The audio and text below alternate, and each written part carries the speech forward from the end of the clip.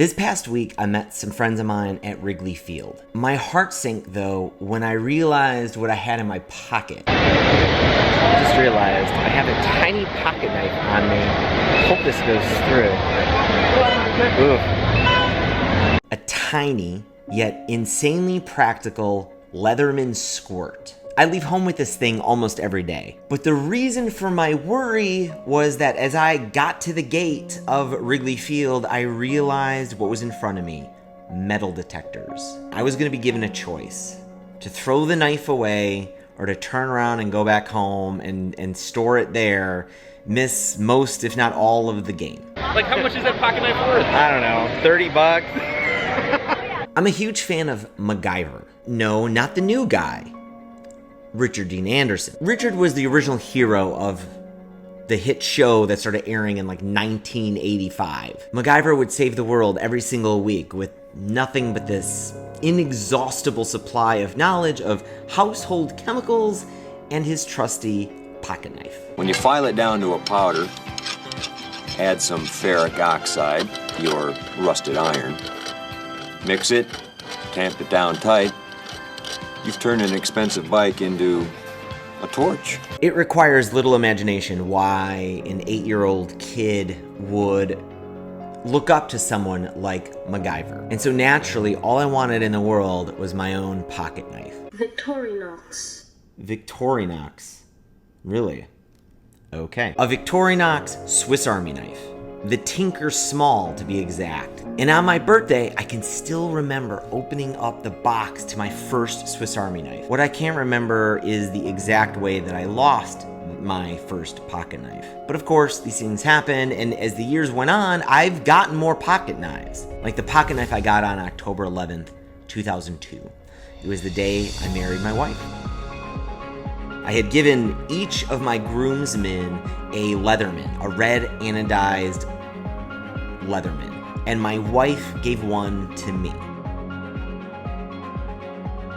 This is a picture that one of my groomsmen sent me just a few days ago.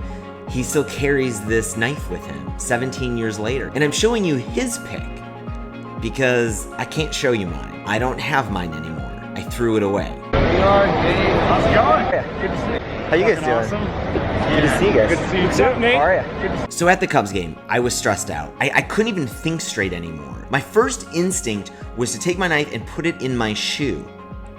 Idiot, they're metal detectors. They're gonna find it in your shoe. So when my friend showed up, I just nagged him for ideas. Like, guys, I've got this knife. What do you think I should do with it? And my buddy Marty and I came up with a plan. All right, it's buried in the dirt in there. All right, after the game, I gotta come back out here and dig up my pocket out of the dirt. Yeah, what do you think the odds are I'm gonna get it again? Like 50-50. Hey, Dad, why do we have to stop here? I just want to get on the plane. Now, I have nothing against security in places like Wrigley Field and airports. That stuff is keeping us safe. But one consequence of that security at a place like an airport is if you bring along a pocket knife, even accidentally, they're gonna find it. And you're going to be given a choice. Do something completely inconvenient, like take that pocket knife and go back to the ticket counter to try to catch your checked-in luggage and get it in there and get back in the security line and potentially miss the flight that you're already late for, or throw it out. So my wedding gift from my wife is in a landfill.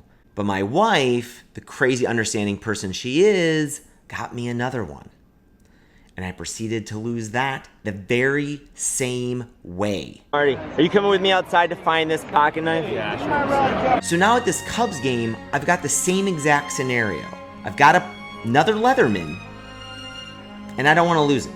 I just couldn't stand throwing it away. Maybe it's because I'm sick of losing money. Maybe it's because I can't stomach losing another gift from my wife. I've lost a wedding ring also. Thanks for coming,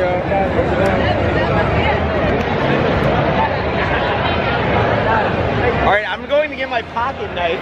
Or maybe I can't stand the thought of throwing away a symbol of my childhood and that unbridled hope and creativity that I had back then and I've had throughout my life. Just throwing that away it's just too much for me right now, when I need some of that the most. Okay, here we go.